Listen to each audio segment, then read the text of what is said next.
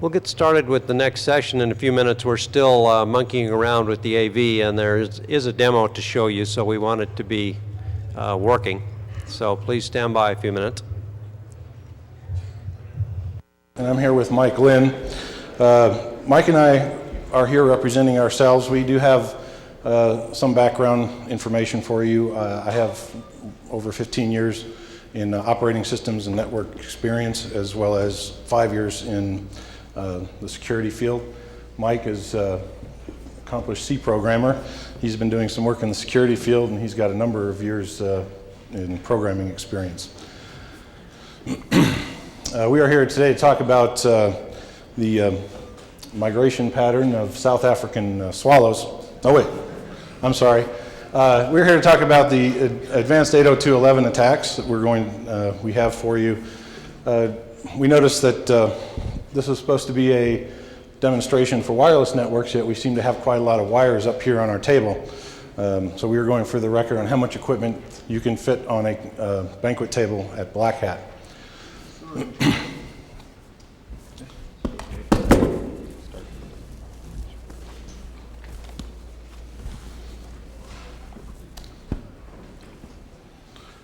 Talk about, first of all, what we're not going to cover, so that, I apologize for it being on one screen. We need to be able to do some demonstration activity on both screens at the same time, so the slides will only be showing up on the right screen.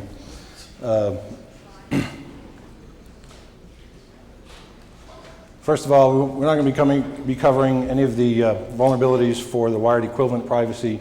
That's been adequately covered elsewhere. I think it's fairly well known. WEP key cracking techniques. We won't be talking about any radio signal, excuse me, radio signal amplification. There's been some talks about using increased signal power to do things to wireless networks, and we won't be talking about that. Suggested changes the IEEE 802.11b standard. Obviously, some things could happen. We won't be talking about that. Wireless network discovery tools. Lots of great tools out there, and you probably already know about them, or you can read about them. What we will be covering is wireless network best practices and how those relate to practical attacks. And specifically, we're going to look at the focus of how these attacks, the focus of these attacks and what weaknesses we're exploiting and the layers of the network model. And the toolbox that goes along with it, we have some drivers, utilities, proof of concept code, as well as attack scenarios. We're going to be looking at the weaknesses for denial of service attack, detecting masked SSIDs, and some more complex attacks that involve, well, man in the middle, or in the gender neutral term, monkey in the middle attacks, and what to do as far as trying to use VPN implementations to overcome these weaknesses.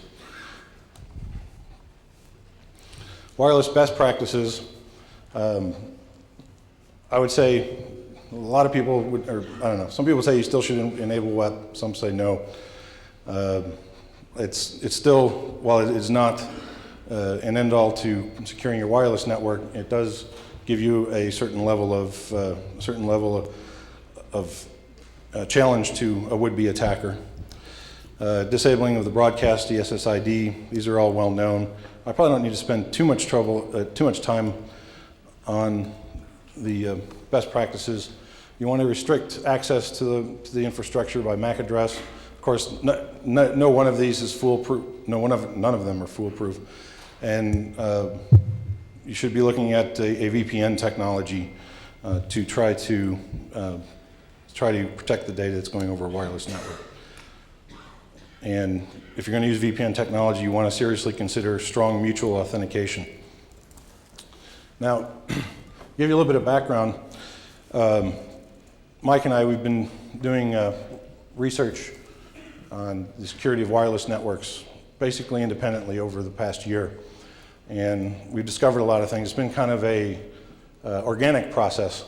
So it's been difficult to take an organic process which doesn't really have a clear set of controls and convert it into a coherent presentation. So hopefully what we can do is take you from where we started to the end of the presentation. That will draw you kind of through the steps in building up to the more complex attacks that we're going to be talking about.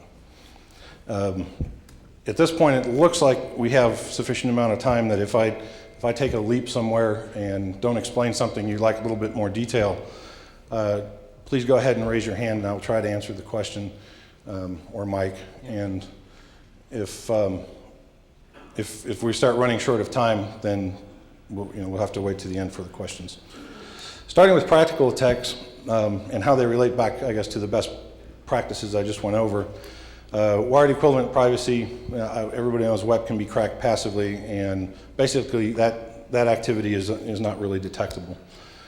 Masked ESSID, it can be observed. It's passively transmitted when stations associate with their access points. And the blocking of null ESSID connects has the same problem, since people can observe the SSID transmission and the probe requests and responses. If you install VPN, it's good to go with the additional layers of security. However, if it's a weakly authenticated VPN, you'll be susceptible to an active man-in-the-middle attack at the 802.11 layer. And ultimately, you want to use strong mutual authentication. We really haven't come up with anything yet for that. That's the idea. So, quick review. You got a bunch of layers, OSI model. We're looking down at the bottom 2 layers, physical layer and the data link layer.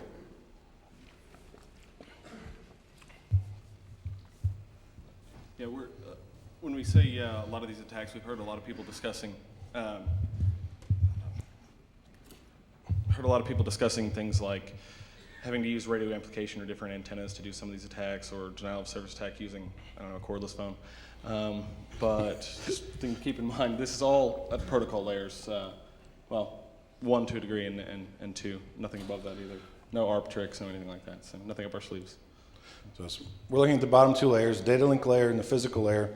Data link layer, quick review, is responsible for the controlling access to the medium itself, and logical link control for synchronization and flow. And physical layer is down at the very bottom, your radio spectrum bit sequence.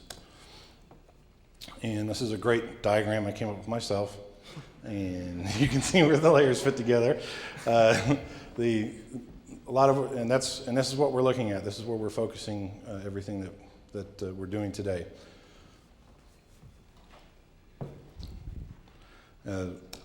This incidentally fits in well, if any of you were in the discussion this morning with Mike Schiffman, fits in very well with what he was talking about, and that is that you can do things with management frames, and the management frames can control the physical aspects of the medium. In other words, it can affect the activity or the actual configuration of the medium.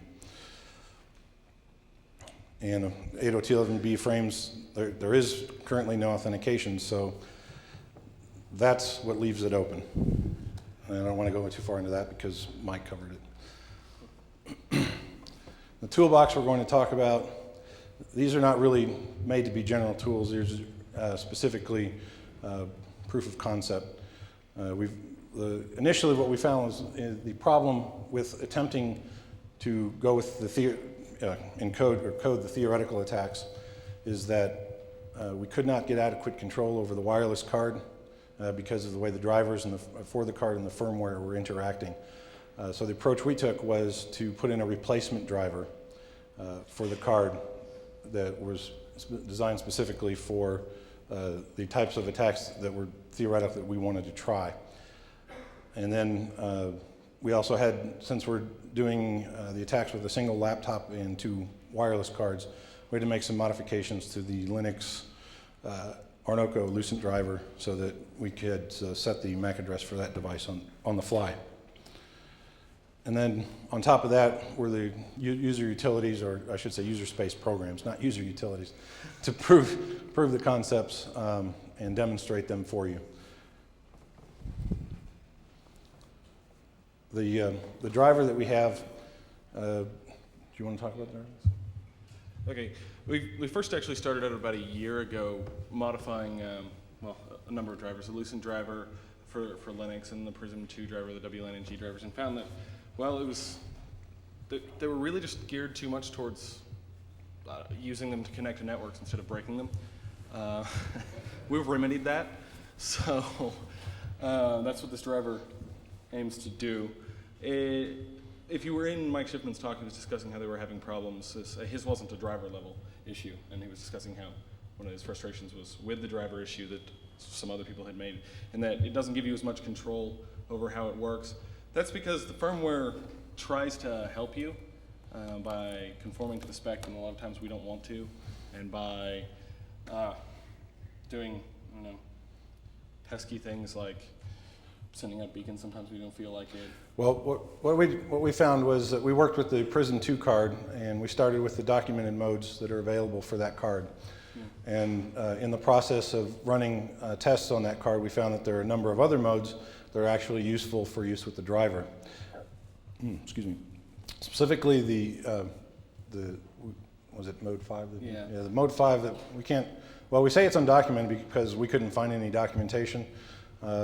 We don't have a non-disclosure agreement with Intersil, though, so I mean, someone might have it documented, just not us. It allows to do channel selection. The firmware still handles the time-sensitive functions, and it's fairly silent as far as whether or not it sends beacons, and the firmware doesn't interfere with the activities of the driver. And then, are we using modes? You want to talk about mode 6? Yeah, actually. Mode 6 is the other one. It's what you saw him do his attack this morning with. Mode 6 is the host AP driver mode. It's the same mode that they use in the host AP drivers, if you've seen that, for Linux. That's actually a pretty good mode in the card. In that, the problem with using some of the other things with the driver is that it doesn't handle. It'll either handle everything for you, which we don't want, or it'll handle not enough for you. In other words, we can't handle things like timing sensitive issues like frame acknowledgement. Firmware simply just won't let you, as far as I know. Anyways, it won't send out beacons at the appropriate intervals because really when you send something to a card, it's more like a request, not a demand. But there are various modes in there where you can just trick it into doing things. Part of the driver that I wrote is to push all the control of the modes that the card operates in into user space so that, well, we don't have to kernel panic every time we feel like changing something, because I don't like to change kernel code often. And then it'll also handle Prism 2 monitor mode like the existing Prism 2 drivers, and our interface is the PF packet interface for receiving and transmitting of raw frames. Yeah, that's actually a little different than what you've seen on one of the other things, having to run something across a netlink socket, which is sort of a bastardization of that API. If I don't know how many of you are coders, but any of you, if you've ever written code to do direct link layer stuff for Ethernet, and you open up a PF packet socket under Linux and you just write the raw Ethernet headers, the interface is very, very similar, if not the same. There are a few limitations that the firmware is not going to help me actually get around. I can cover those. Okay, we need to find out how many C programmers are here today. Okay, it's a lot. Right. I'll try not to bore the rest now of you can explain this code snippet so that this is a call to the AirJack driver. It's an example of a call. All right, that code snippet assumes that we already have a PF packet socket opened and bound to the interface. That struct there, which is in a header file that comes with the stuff, that's just the IEEE 802.11 header that has 3 addresses since the A3, because I can't start the structure with a number. So that essentially that just sets up the fields inside the header, and then we call the send syscall, driver sent, or packet sent rather. That's a deauth frame, and we're going to see some fun with deauth frames in a little bit. All right, well, we'd like to talk about the first part. It was theorized some time ago that at the 802.11 layer you could send the deauthentication frames, which is a frame that is used for, usually by access points for controlling connection to the wireless infrastructure. And all of what we're going to be talking about today is really in the mode of a typical deployment where you have a wireless infrastructure, you've deployed access points, and then you have client machines, typically laptops or other mobile devices that are using that infrastructure. First one, we gave everything names. I don't know why. When you stay up late working on things, you get punchy, and so we have all of our names end in Jack. And don't ask me why, because I don't remember. You had to be there. It'll do, what we're looking at is sending the authentication frames as if we were the access point. And we send those the authentication frames to the MAC broadcast address. Well, you could also send it out to a specific address, but, well, you get more bang for your buck if you send it to everybody at once. So that's what we're going to do. And as long as those frames are still being sent, there's really no way to re-authenticate to the access point. Occasionally, depending on some conditions, some cards can get on faster. Now, They'll slip maybe a few frames through sometimes. It really depends on how fast you send out the authentication frames, because they're pretty resilient and that they get back on real fast. If you send out faster than beacons, they're not getting back on. Overall, this is not an original idea. The idea was to prove that it can be done. Yeah. And what we've done, also found in some of our research, is there's people that are writing their own code and have already done this. Yeah. So if you're looking in terms of considering this a threat to a wireless infrastructure, then you would want to be looking at putting the tools in place to monitor for this type of activity. Yeah. And if in the process of doing that, you can use this to generate the traffic. Okay. So Are we ready for a demo? Yeah. Yeah, we're good. Okay. Let me see if this comes up. Mike Schiffman did a similar attack this morning. We're going to do it on a private wireless network here. He was having problems that there's so many access points here that, well, you guys got kicked off, but you didn't notice because it got on another access point. And it couldn't be on two channels at once. So we're just going to do it on our own. So. Well, what we're using here for the demonstration, first of all, everything we're demonstrating today is not specific to any vendor or any software. Yeah. It's just to demonstrate the weaknesses and how those can be exploited, and the fact that situation needs to be monitored until the future deployments and standards have changed to correct the situation. So right here we're showing you the Cisco client utility for monitoring your wireless connection, and currently it's connected to our private access point, and it's showing that it has good signal strength. Okay. And what? Yeah. So do you want to run it from there? Okay. Yeah. Okay. What I'm about to run is a WLAN jack.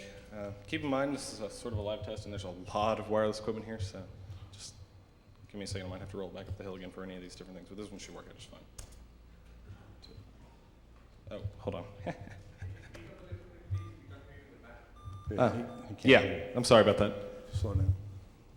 Okay. What I'm about to do here, if you didn't hear, I'm about to actually run the WLAN jack. What it's doing is it's sending out deauthentication frames. I don't know how much you know about 802.11, but you have to first authenticate that to get on even an ad hoc or an infrastructure network. Then you have to associate. If you get deauthenticated, you have to do both again. You can't send out data frames, and you can't be associated until you're authenticated, so you're going to have to do both once we do this. And hopefully it won't do it fast enough to get back on. There you go. Okay, And so that's what off. it looks like after the being deauthenticated. And we'll stay that way Pretty much until the program stops. the program stops. So there you go. And well, I stopped the program. There you go. Takes it a minute to come back. Hey, it's a DOS attack. If he never comes back on, I'll. Okay. This is just a screenshot. Is any of that readable? No? Okay. Well, pretend that it had the same command line that I just typed in. We only have two projections. So you have the ability to follow along with a wireless sniffer. We were on channel 1, and you would have seen something like this is a screenshot of AeroPeak, and it's showing the deauthentication frames, or more specifically, we have circled those. I can't tell if that's readable. Yeah, as you can see, it's not like a ping flood or anything. This DOS attack really doesn't take much traffic. For example, one frame to broadcast for this will kick off everyone on that BSS or that access point until they get reassociated. And the reassociating can happen very quickly, but we don't have to send out very many frames to make sure it doesn't. So. Then if you like looking at bits and bytes, we have a full decode of the deauth that appears to have come from the legitimate access point This one that we showed in the demonstration was sent to the broadcast address so that everybody on that access point has been de-authenticated. And drive the point home, this is your connection, and this is your connection on WLAN jack. Any questions?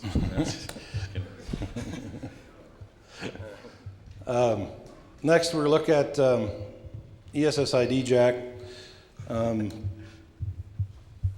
Question for you. If you set up a wireless network, do you think that your SSID is a secret?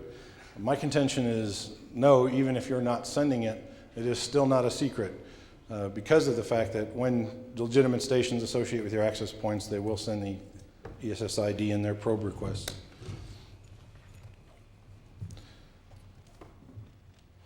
Okay. Also, so you, not only will that happen, but if you combine the concept of WLAN jack, which is to send a deauth frame to knock somebody off of an access point, you will find that if you just send a couple of deauth frames, that the stations will immediately attempt to re-authenticate with the access point. Now when that happens, when they go to re-authenticate with the access point, they have to send the ESSID in the probe request. So what WLAN jack does is it actually sends the deauth and then listens for the probe request and pulls the ESSID out of the air. Yeah.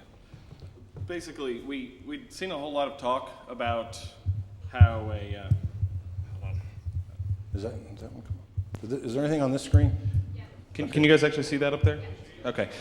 We'd heard a whole lot of talk about people. We even saw on some open source project an ESSID brute forcer. Truth is, it's a network identifier. It's called the extended service set identifier.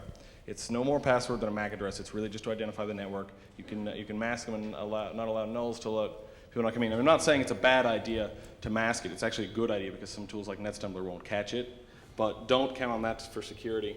And I'm actually right now. If you had error peak or something you're listening, we do have a masked SSID on the Cisco access point up here. And what I'm going to do here is this is going to send out a deauthentication frame to broadcast with that BSSID using the AirJack drivers.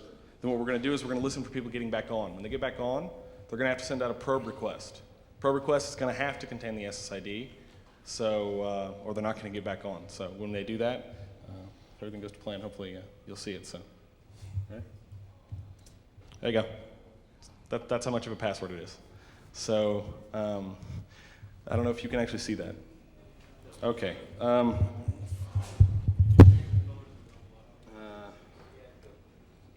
Better? Okay. There you go.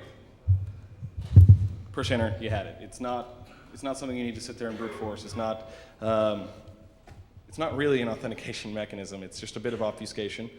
A bit of obfuscation does go a long way, but not against someone who really knows what they're doing. So that's more fun with the deauthentication frame. Actually, I think a little bit more fun than a DOS attack. So if a person were running a sniffer, they would see something similar to what's over on this screen, which is you'll see a probe response. I'm sorry, what I have highlighted. Probe response coming from the access point with the SSID in it. I circled the important parts. It's the John Madden technique of presentation. Oh, yeah. But, as you can see, it was all over there. I mean, all we needed to see was one of those, and that was just me running the program and sending out 2 deauthentication frames to broadcast. That was with one client on there. I mean, it's even worse when you have everybody on there. So. Okay, now we're moving fairly quickly. So at this point, I want to reiterate the fact that the following attacks from the first 2 that we've done building on top of the first 2. So if we've totally lost you and we haven't done a good job of explaining what's going on, right now would be a good time to ask a question. It's only going to get worse if you're lost, and it's not as complicated as it might sound. So if you have a question. These slides? Oh, about the slides. Terribly sorry that they're a lot more and different than the ones you guys have. Yeah, I should have explained that from the beginning. Yeah. The current slides will be available from the Black Hat. They're sort of a superset of the ones you guys have. You guys have more of an outline. just occurred to us that wasn't probably enough by the time we. Well, again, like I said, it's because it's an organic process. It's been changing daily. Yeah. To reach this point. But I am sorry if it's making it difficult to follow along. So feel free to abuse us. And pardon me? Yes. Yeah. Oh, yes, absolutely. We'll put them up on the Black Hat page and also on the private page. Yeah, we have a URL at the end. Yeah. So no worries about that. Sorry, could you repeat that? Yes. As far as the DOS attack, maybe. As far as the rest of it, yes. It's straight up proof of concept. Sort of a dilemma we have about the DOS attack, but people should definitely know it's doable, but I don't necessarily want every kitty around the block taking off your network. Definitely, the majority, besides that, will definitely be, they're actually GPL'd, the drivers are all open source, and they'll be available on the Black Hat webpage and on the private webpage. I think it's on the CD. Yeah, okay. The thing about the CD, there's a very clever typo in your driver. It'll send about 3 frames and then stop. So you're going to want to get the one off the, I transposed 2 fields because I'm really clever that way. And so we didn't acknowledge an interrupt. And cards sort of don't like continuing to send interrupts once they are waiting for you to acknowledge old ones. So it works for like half a second, and then it doesn't. So you want to get the ones off the Black Hat page. They're not very different. It's basically a fix of that typo, and I apologize for that. Also, we'll also be putting the modified loosen drivers, which don't have anything serious. It just allows you to change the MAC address. Another thing actually, well, I'll cover that later.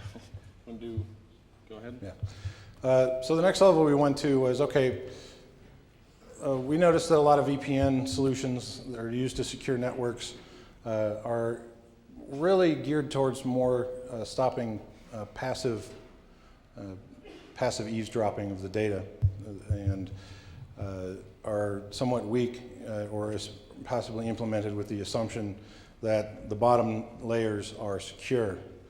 And so the question came to mind now, knowing that we can generate management frames, is it possible to do a monkey in the middle attack at layer 1 and 2? Initially, you would think maybe not, because, well, it's all the same airspace, and you can't really own the airspace without overpowering the other stations. It's a broadcast medium. But we kind of found that we found an out, and so that's what we're going to cover now in Monkey Jack. We're going to show inserting an attack machine between a victim and an access point. Using management frames, we could deauthenticate the victim from a real access point. And interesting, what happens at that point when the station is deauthenticated, it will begin looking for another access point. If you monitor the connectivity of the client, you'll see it changing channels looking for another access point. So it's the channel changing aspect of the behavior, the channel changing behavior of the client that allows us to end up becoming inserted in the middle. I mean, a thing that's important to remember that a lot of people overlook, it's not exactly like a wired network in that we have one wire. You have to think of it as 14 wired networks that it could potentially plug in on, and the firmware is going to do it for you. And it's usually not going to tell you about it. In this country, it's 11, but because there's different channels, you can think of those as being separate wires that it could plug into. So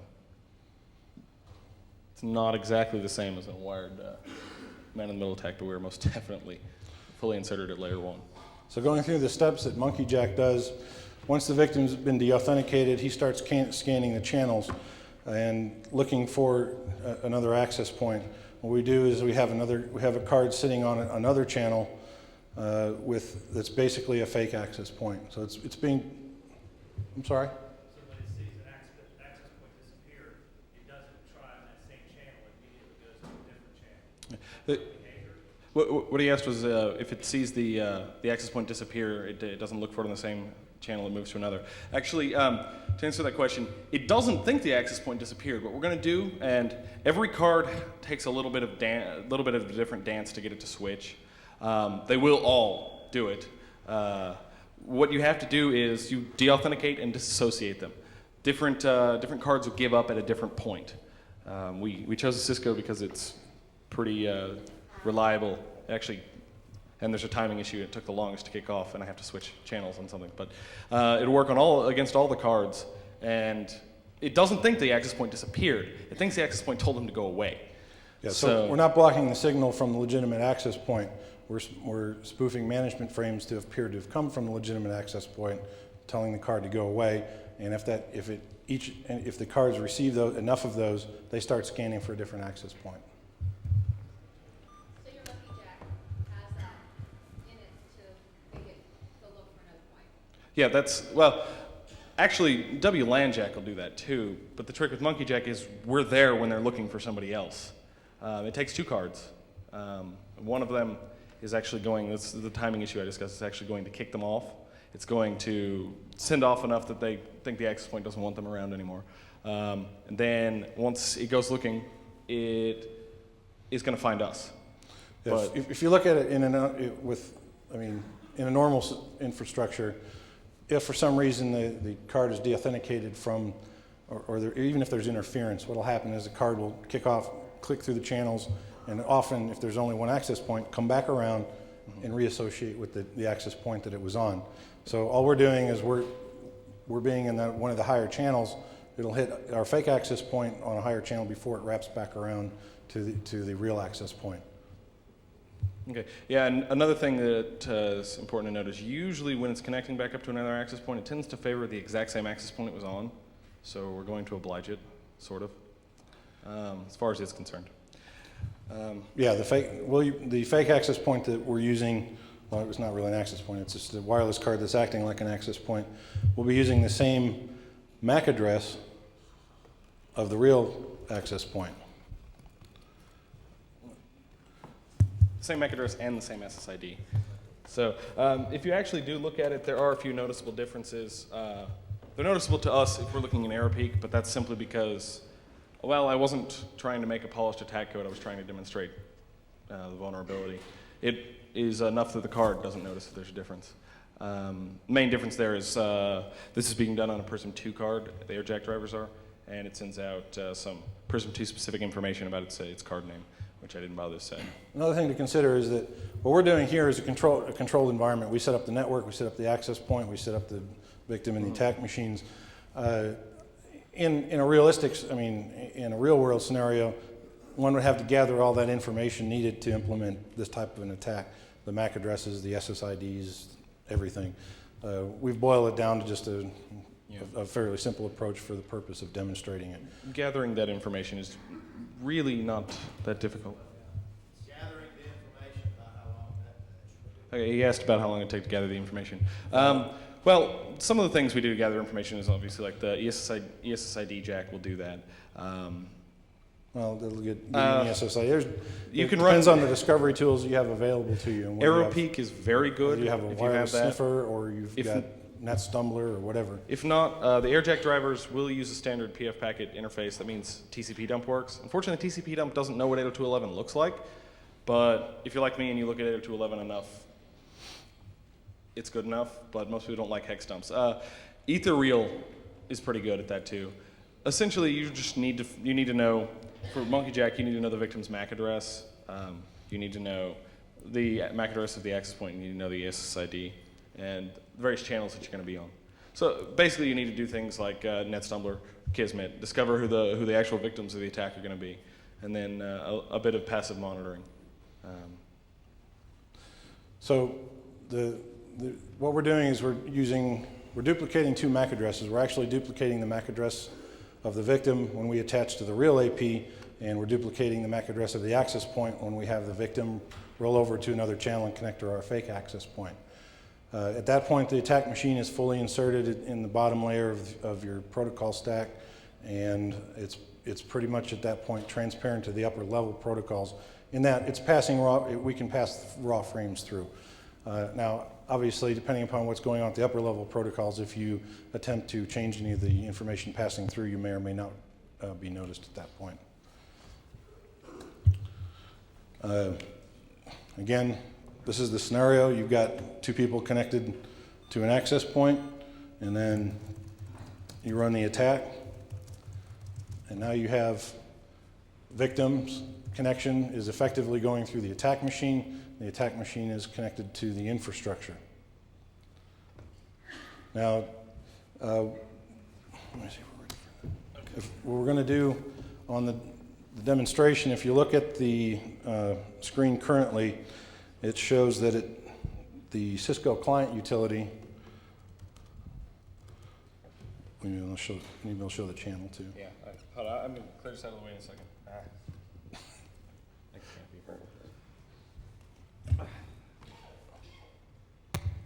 right. Wires.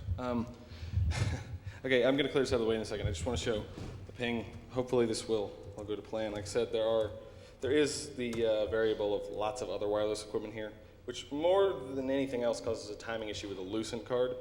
The Lucent card is not like the AirJack driver.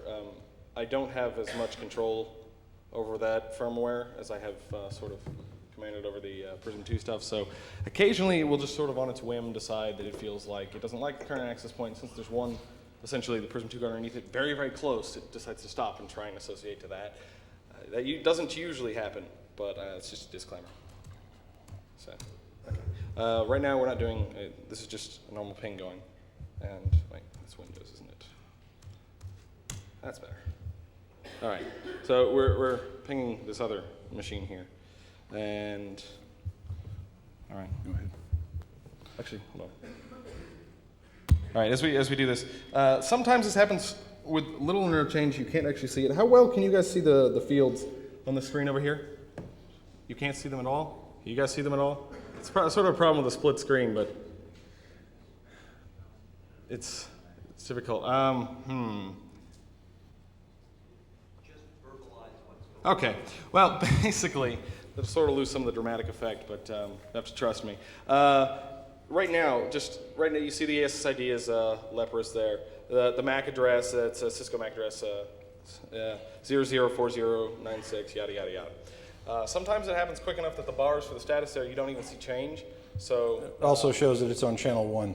Yeah, right now, that's the most important thing. It is on channel 1, and we only have that access point on channel 1. It's not going to change. Okay, so here we go.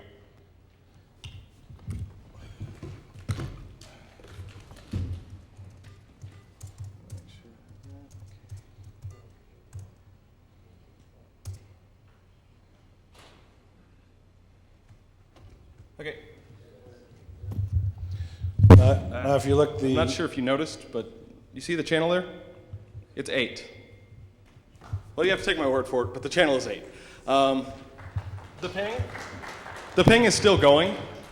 The ping is going through me right here, not through there. So you're now connected from here to there via the different channels. So we have effectively put ourselves in the middle of the situation.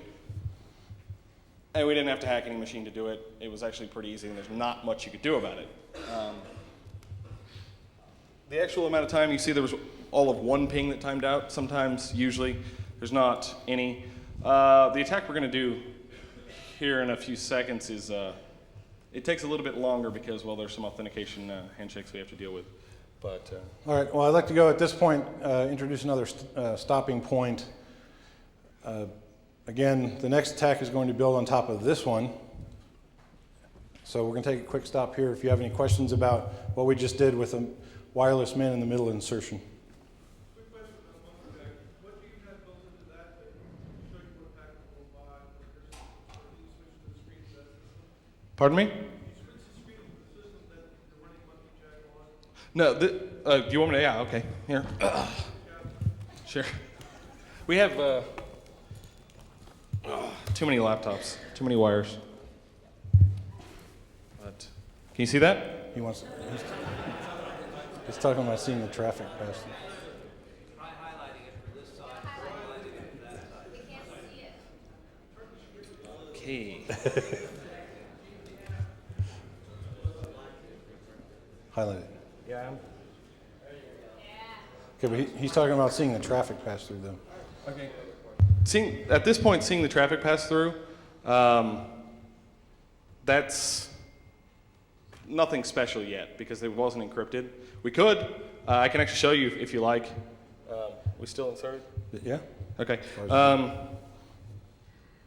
Yeah, actually, if you just saw that, it said reassociating loosen card. That's what I mean by occasionally it will just decide to get on another access point. But still on channel 8? Okay. I have to go elsewhere, but here we go.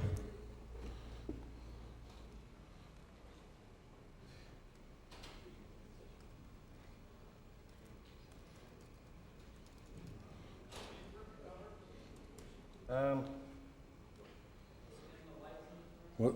Sure. We'll do a reverse video as soon as we get some output. Go ahead. Just do TCP dump. We'll highlight it after. Okay, stop. Okay.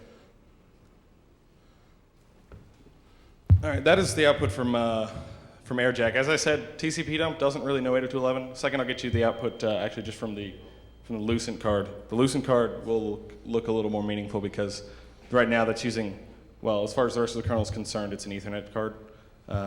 So here, I'll show you that. In other words, the machine that's inserted is not using an IP stack. It's passing the raw frames. Okay. That's the traffic going through right there.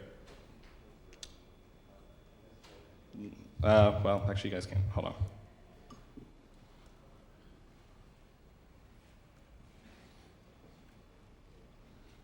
Again, I apologize for it being so difficult to see. That's running through here. You do actually have some issues in that there's a whole lot of radio interference going on right here because I have an access point right on top of a client in the same one PCMCA slot above the other. So it tends to not send as fast. If there's one thing you notice when you're in there, yeah, that would solve most of the problem. We just didn't have that here. Like I said, it's not something you can't get around. But one of the things you will notice is occasionally you'll send out a lot of frames, more frames at 2 megabits a second than you will at the others. But that's mostly just an interference issue. It's not that big a hurdle, but Okay. Next, I'm sorry. Go ahead. Question has to monkey jack. You're actually obtaining the MAC address and the SSID for fake APs. Are you doing that manually or is We're doing that because we set up this network. yeah. What we're saying is there's other tools out, there's other discovery tools out there that. you thought about going ahead and accepting the ESID from the client browser? Obviously, making the change channel, he's got to throw back out, picking that up off that, and using it as a fake AP. Well, Yeah. I'd have to know. Well, to get the SSID, yes, I could get that off of there. Problem is, there's a timing issue involved. I have to actually, because of the configuration, you can make it work a whole lot better actually if you have Wait. 3 cards. I think he's talking about tying like ESSID jack and monkey jack. Are you together. talking about just having one automated tool to do everything? Yeah, we don't have one automated tool to do everything because mostly it was proof of concept. Trying to get everything done here. It's not that difficult to continue. The other question I have is because you have the MAC address of the actual AP with your fake AP, does that have a problem and collusion with all the other radio cards trying to talk to your fake AP as opposed to the real AP? They should still be on the channel that the real AP is on. The question he asks is if everybody, does it cause problems because I have the same MAC address and SSID as the real access point? Do they all try to connect? In truth, if they're already on, they don't get kicked off because I actually do send only the DOS detector to one client. You will, in fact, have other clients try and connect, but it will filter out and basically just ignore them. It will send probe responses because the firmware handles that, but it will never actually respond to any of their authentication or association requests. Given about half a second, those cards will get the hint and go back to the original channel. So we're filtering for the one guy. There is another limitation in that if he does actually get disassociated in the middle of the process, there's a bit of a timing issue there. It can go through and redo it. It's just not very good at it because that's not really what the focus of this was. Like I said, these aren't exactly polished attack tools, but they get the point across, I think. Are the frames being copied from one network to the other by Jack or by some other? Monkey Jack is actually what's copying the frames. It's right now doing nothing but taking off. Since the Lucent driver actually wants an Ethernet 2 header on it, all it's doing is stripping off the 802.11 header, interpreting the fields, and then putting on an Ethernet 2 header for it. and then sending it off to the rest of the driver. The only difference is I have a stage in here when I have to change the MAC address on the loosened card, and that was the only, to match that of the victims. And then the loosened card goes and associates with a real access point. So that all is pretty straightforward. There's no actual IP stack involved with this, so that's why we didn't have some very, very elaborate things. Is there any implication on that? You're all doing this in infrastructure mode right now. Is there a similar type attack for point-to-point ad hoc mode and stuff, where you could, other than just getting actually redirecting? Conceivably, but I really haven't tried enough to really say. A lot of the same concepts are similar. I believe the card will try and check on another channel when it's in ad hoc mode, but not with enough certainty to tell you for sure. I haven't actually tried targeting that. Okay, before we take it up a notch, any more questions? Yeah. So once we decided we could insert in the lower layers, we then looked at the theory of, okay, we can protect our wireless network with VPN technology. So we started looking at what was out there for VPN technology and how those are typically being implemented. And we kind of want to address that situation, and that's really what we're leading up to as far as what you want to be looking at for securing a wireless network, and that if you believe it's secured by by VPN technology, then you should be using some, you should make sure you're using some strong authentication. The same also actually goes for SSL in many cases. You've seen DSNF. Well, we don't have, we don't have something for SSL to show you, but it is the exact same issue. As much as you have, even if you have certificates there, as much as we'd like to think most of our users would know to not click OK, that's fine that they aren't who they say they are. They'll click it, and DSNF has pretty much shown that. And if you don't have certs and you're just using SSL, then there's not terribly much you can do. So we decided to go move forward and try to identify a type of man-in-the-middle attack that would have an effect on a VPN solution. What we ended up choosing was some open source software called WaveSec. Again, this is not specific to WaveSec. We merely chose something that was freely available that we could download, build, and install. It's based on FreeSWAN. It works very well, and it thwarts passive eavesdropping of wireless networks. Yeah, that news. It also has implementation options for strong authentication, like certificates and secure DNS. However, I'm sorry. They're not the default, but yeah.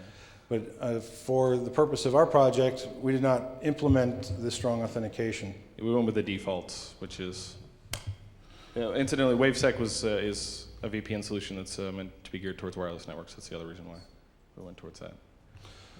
So, it's typically, I think it's been typically used at conferences to They used it at thwart OLS, passive if anybody was at that. I think that's what they were using at OLS this year. Anyways. So, again, being more of an organic process, we implemented WaveSec and observed how it authenticates and how it sets up the IPsec VPN tunnel. Basically, you've got a WaveSec server. It's connected. The access point is connected to that, and then the WaveSec server provides a gateway access to either the rest of the network or the internet. The client, typically a laptop machine, has a customized, and this is all done on Linux-based machines because that's what the code was immediately available for. It sends a modified DHCP request to the WaveSec server and includes its public key. The WaveSec server stores that public key into the DNS record of a DNS server so that other people have access to the public keys. The client obtains the WaveSec. I'm just reading the slides. I'm sorry. I told myself I wasn't going to read the slides, and I'm reading them. But I'm taking you through the steps for authenticating on an IPsec. With Waveland. With WaveSec. Or WaveSec, rather. Yeah. So basically, they're using the DNS server to exchange the keys. The fundamental problem was how they actually get them in there. It's sort of assumed that, well, if you were on a wired network, this scheme wouldn't necessarily be such a bad idea. I don't know. I mean, still leave me a bit uneasy, but I can't immediately come up with half a dozen ways to stop it if we can't actually get in the middle. We can though. So then the client gets the WaveSec, the public key for the WaveSec server via a DNS request. And at that point, the IPsec tunnel is set up and is secured from passive eavesdropping. Using Crackerjack, we go ahead and we do an insert. We inserted layer 1 and 2 like we did with MonkeyJack. And at that point, we start intercepting the traffic in that IPsec tunnel. Obviously, we cannot alter it, the traffic that's in that IPsec tunnel. However, what we did find, at least with the way that we have it implemented, and again, when it comes to implementation, there's a lot of ways to implement. So we took from what we could tell at best was the instructions for setting up the WaveSec gateway. It actually took us a little bit longer to set that up than it did to break it because of the documentation. But so we go ahead and we insert, and what we were able to do was basically force both ends of the connection to initiate new VPN tunnels. In the process of doing that, once we're in the middle, we go ahead and we tell the WaveSec server via our own DHCP request, where now that we have the MAC address of the victim and we are acting as the victim, we give the WaveSec server a new key to put in the DNS server. And then when let's see, via DHCP, I'm sorry. What? Did we really make that clear as to how? At this point, I'm not sure it makes any sense. Okay, did we really just make that clear how that works? I don't want to go on if we haven't. Yeah. Okay, all right. Give me a second. DHCP is Yes. Okay, I think actually FreeSwan only supports main mode, it doesn't do aggressive mode. But again, aggressive mode, I can't see how it would be any better. It would be, main mode's stronger if anything. But I mean, I'm not an IPsec expert, I don't claim to be. But. Would this attack only be useful on the initial association with the client when they initially exchange keys? Or is this something that can be done after the client is already associated and exchanged keys? Both. I'm sure that it could be set up. I haven't seen it set up that way, and I haven't seen the code to do it, to actually keep keys the same way SSH does. In reality, though, anytime we send a DHCP request, it's going to blow out their key inside the DNS server. What they're really doing is it's active DNS, and so it's allowing the DHCP server to have access to update the DNS server, but it's really not caching anything. That would be one way that you could sort of mitigate the attack, but again, we're not really trying to pick on any one particular implementation. We're just sort of trying to get the point across. Because just the little trick where the pings kept going by when he was asking, well, can you see the traffic? Well, yeah, we could see the traffic before, so that's not anything special. So we're wanting to just sort of drive that home.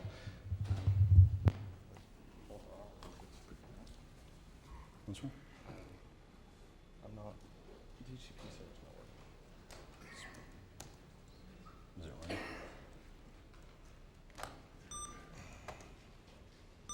Install. I don't know, ask questions or something. The DHCP server. You have to give me a second because the DHCP server is flaking out on me. So, because it's a bad time for it to, so ask him questions.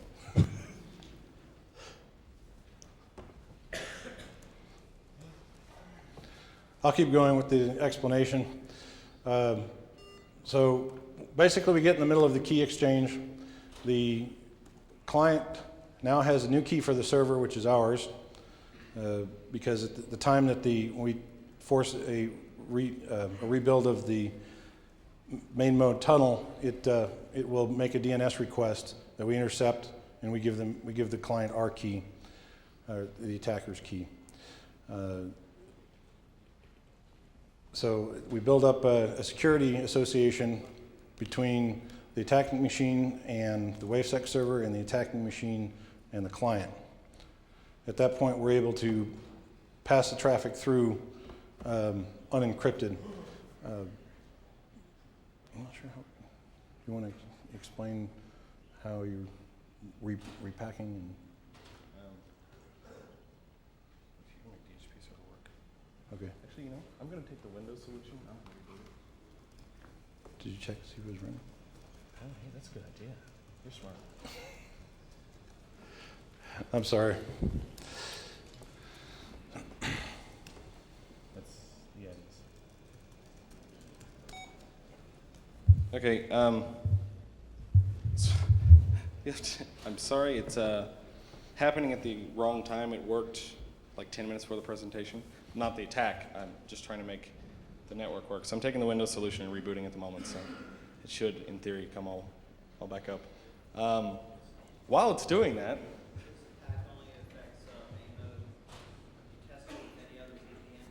No, we have not. It's not. The particular code will only function on this, and it's actually not very polished attack code. It's not terribly meant for that. We're just wanting to demonstrate the issue. In other words, like for example, it's only going to go until the key expires, and I don't have any code in there to renegotiate the key. Nor do I terribly care to write that, because I was not really writing tools for you to run around breaking this. I'm writing tools so we can see that someone who has a lot more free time than me does go run around breaking this.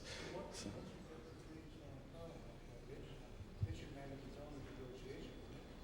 Pardon me? Yeah, it would in fact manage its own renegotiation, but the problem is if it's going through me. It's not passively going, it's not.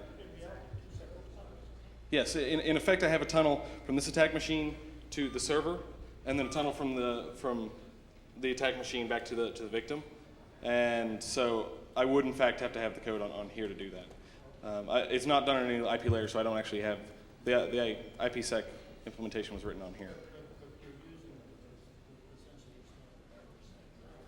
Yeah, it's essentially a standard IPsec tunnel. Not on this end because I wrote them all. I don't have an IP stack. It's all done at layer 2 and 3. Yes? But once you're there, you can stay there. Yeah, once I'm there, I can stay there. Now, it's not a limitation that you can't do it. I'm simply saying I wasn't terribly wanting to make a tool that you could use to hack people. So about 3 minutes after you make the key, it's going to expire. If you wrote code to re-exchange the key, you have all the keying material to do this. It's not an authentication problem. But, okay, hold on.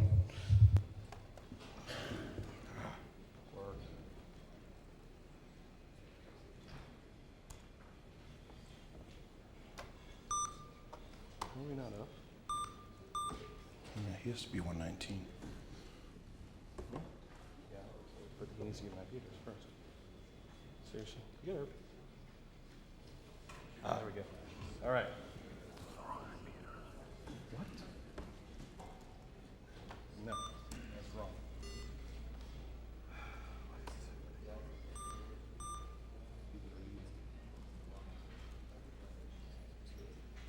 Talk to them. Well, say something. I don't know what to say. All right.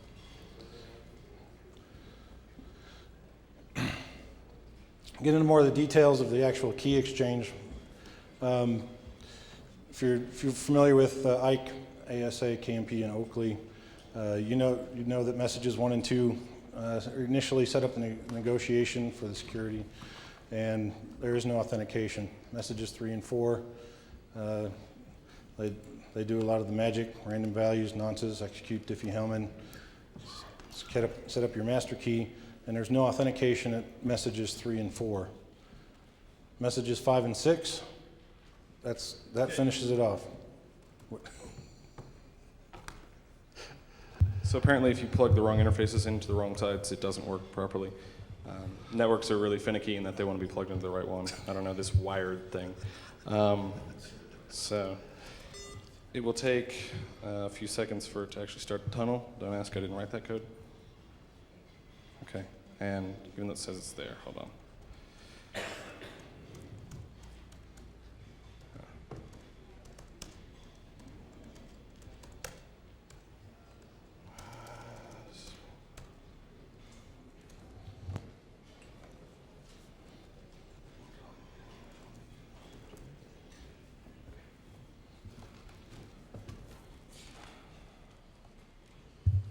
Okay. I suppose, let me make sure it's there. All right. So, I suppose I'll just do it. Oh, well, one of the things you should know. What it's going to do is it's going to copy, once it decrypts the stuff in the middle of the tunnel, I'm going to duplicate the unencrypted stuff. I'm going to slap basically a bogus Ethernet 2 header on it, and I'm going to dump it to loopback because I didn't feel like rewriting Etherreal, so we can look at it real pretty in Etherreal.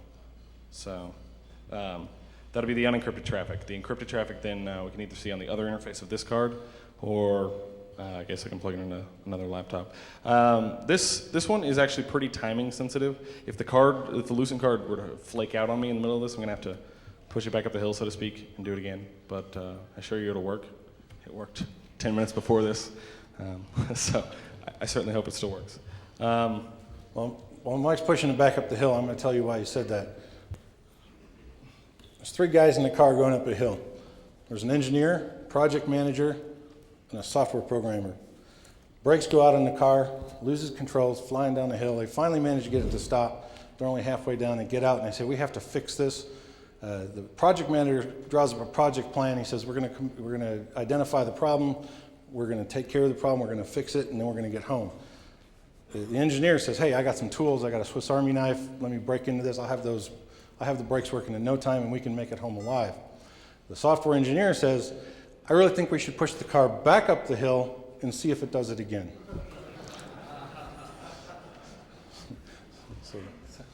So that's what I mean if I have to push it back up the hill again. Okay, I've started a ping. The ping is going from here to the other interface on the other side of the wireless here. I suppose so that I'll have some credibility here. So it is in fact encrypted. Hold on. All right. You need to make it go to that. What else is pinging? Okay. You are. You don't have anything going to that screen. That's really interesting. Anyways, hold on.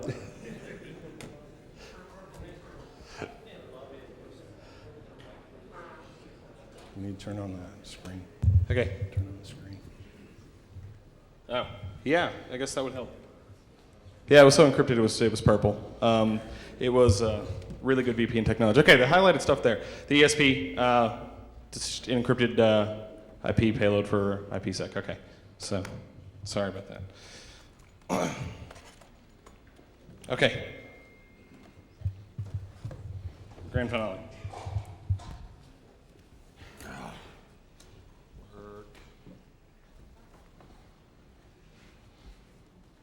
Just 3 minutes up. Just 3 minutes up. What, 3 minutes up? I didn't start the 10. No.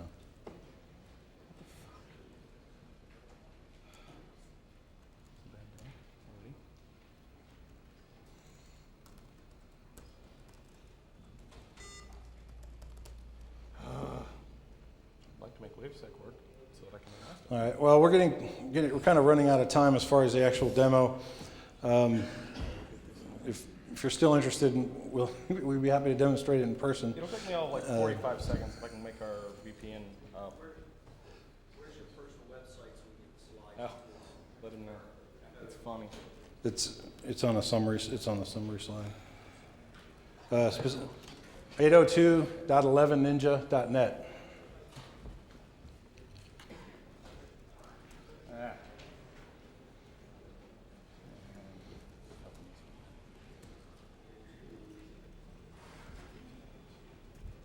There's nothing on that website if you go there right now, Yeah.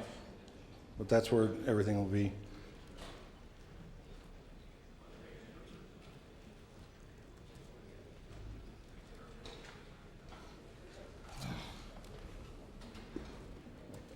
So if you are trying to secure a wireless network and you want to consider mitigation strategies,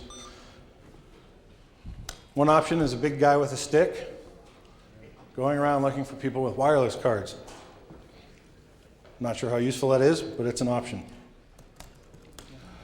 You can attempt to monitor the wireless network at a lower level where that type of activity is taking place, some type of IDS and performance management. And if you will definitely want to use strong mutual authentication with a VPN solution so that you can mitigate the man-in-the-middle insertion. You also have the option to do some RF signal shaping, lower the power output on your access points, and adjust the radiation patterns so that there's less signal leakage outside of your building.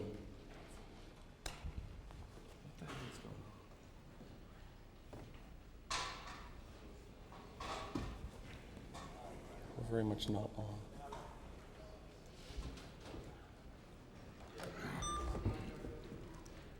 I'm sorry?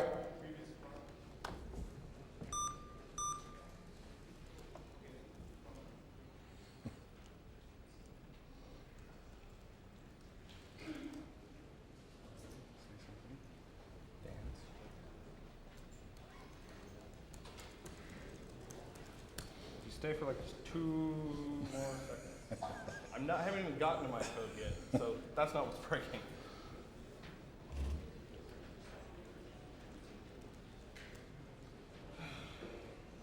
So if anything to take home with you, wireless networks are more susceptible to active attacks than wired networks.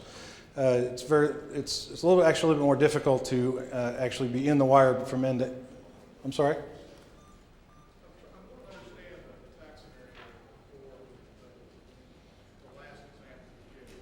Okay. If I understand correctly, this is free swan opportunism, opportunistic encryption, and key distribution mechanism in band, this scenario.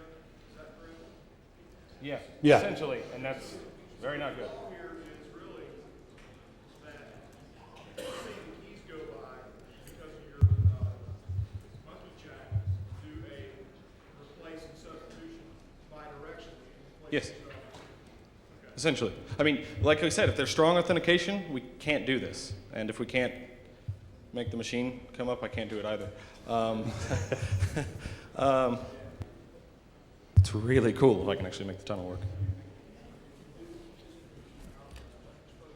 Yeah, absolutely. If you do it out of band like you're supposed to, that's the point we're trying to make, and I really don't see people doing that. That's the problem. I got a question. Let's say somebody, this person who's got more time on his hands than you do, polish the code. What kind of system? I mean, I guess the question I'm asking is he going to be in a van outside the gate, or is he going to be walking around with a back key? How about an iPack, PDA? I mean, one laptop. That's it. It doesn't require. That's all I'm doing right here. I mean, to actually exploit, I'm not talking about to get in the middle. I'm actually saying get in the middle and exploit ways.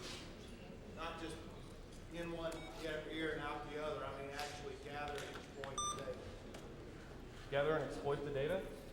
As far as decrypting it and looking at it, or are you talking about? Store it, send it somewhere else. Store it, send it someplace else. A laptop is plenty. A laptop is plenty. Laptop and a big hard drive. Yeah. Laptop and two Laptop's wireless got cards. All right, I think we're going to end it there. Thank you very much.